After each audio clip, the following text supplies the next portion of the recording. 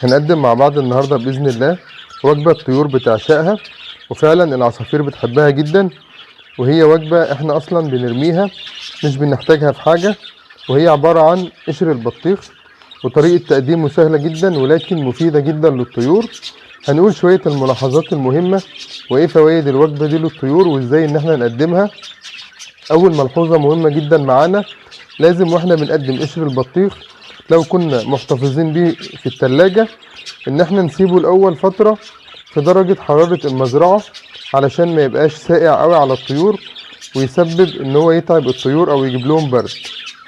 هنبدأ دلوقتي نقدم قشر البطيخ دوت بعد ما نسيبه فترة داخل المزرعة، وهنكمل شرح بإذن الله أثناء تقديم قشر البطيخ للعصافير.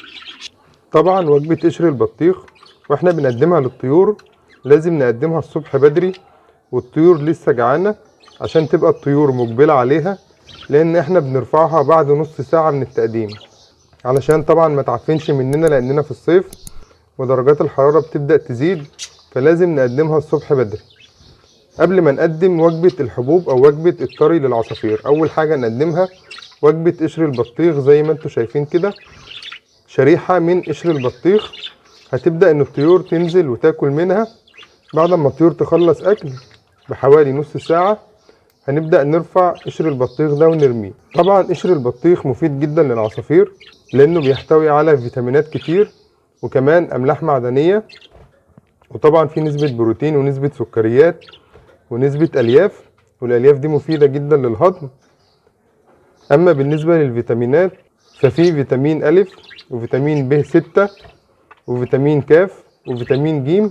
طبعا فيتامين ج او فيتامين سي مفيد جدا علشان الاجهاد الحراري. شايفين العصافير مبسوطة ازاي بالبطيخ؟ طبعا البطيخ من الوجبات اللي فيه نسبة مية كبيرة، وطبعا قشر البطيخ برضو فيه نسبة مية كبيرة، فبيرطب على الطيور، وكمان نسبة الالياف بتساعد على الهضم، وطبعا نسبة فيتامين سي اللي موجودة فيه بتساعد الطيور على مواجهة الاجهاد الحراري. فهي وجبة مهمة جدا في فصل الصيف، ما ينفعش ان احنا نستغنى عنها ولازم نقدمها لطيورنا.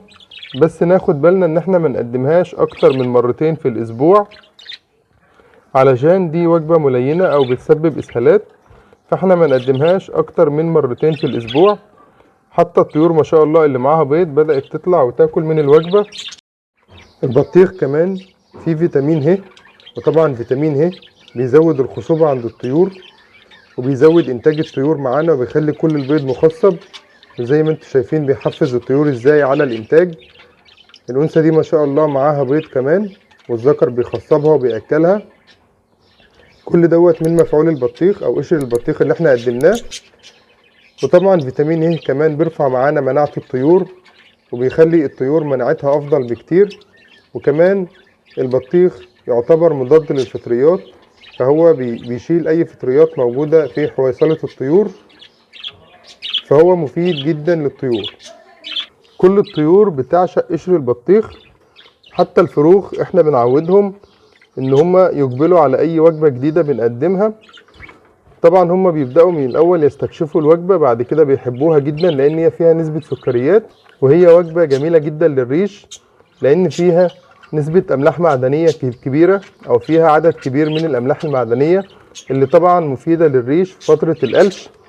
فهي وجبة ما شاء الله مفيدة في كل حاجة، مفيدة في الإجهاد الحراري ومفيدة في الهضم ومفيدة في إنها تساعد على نمو ريش العصافير أثناء فترة القلش، وكمان بترطب على الطيور لأن فيها ألياف وفيها نسبة مية، وطبعا إحنا محتاجين الألياف والمية عشان الإجهاد الحراري وارتفاع درجات الحرارة في الصيف. فما شاء الله الوجبة ديت هتساعد طيورك وهتخلي طيورك منتعشة زي ما أنت شايف كده، والطيور كلها فعلا بتعشقها، من الوجبات اللي الطيور بتحبها جدا. اهم حاجة زي ما وضحنا لحضراتكم ان قشر البطيخ ما يبقاش ساقع قوي على الطيور، لازم نسيبه الاول يستهدى لو طالع من التلاجة. كمان لازم طبعا نغسله غسلة كويسة كده قبل ما نقدمه، وبعد ما نقدمه والطيور تاكل منه نبدأ نرفع قشر البطيخ بعدها بنص ساعة. وطبعا لازم نقدمه للطيور والطيور جعانة، كده ان شاء الله هنقدر نفيد طيورنا وما يعمل لهمش اي ضرر.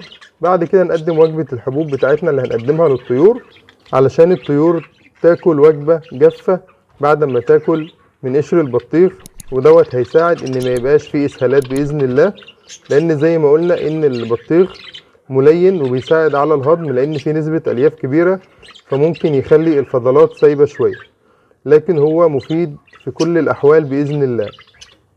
شكرا لكم، واي استفسار ابعتولي حالا في التعليقات. اخوكم احمد ابراهيم من قناتكم هاوي عصافير الجنة، والسلام عليكم ورحمة الله وبركاته.